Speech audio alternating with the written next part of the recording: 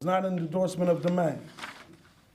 But in order to move people, we needed to break down barriers and silos, sit down with them.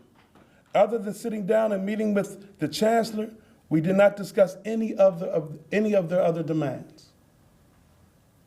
Our conversation was focused solely on how to keep everyone safe.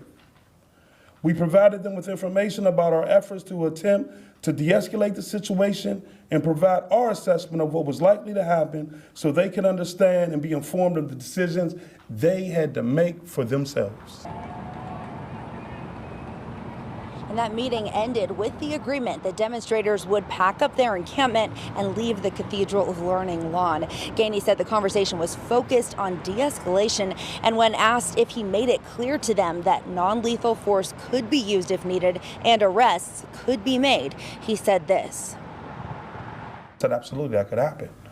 And in the process of that, we want to make sure that it doesn't happen. We want to prevent that. And the way we do that is to work together to de-escalate the situation.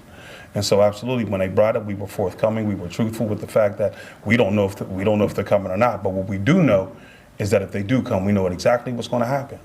And so in that, let's make a new way and make sure that we de-escalate in a situation where everybody goes home.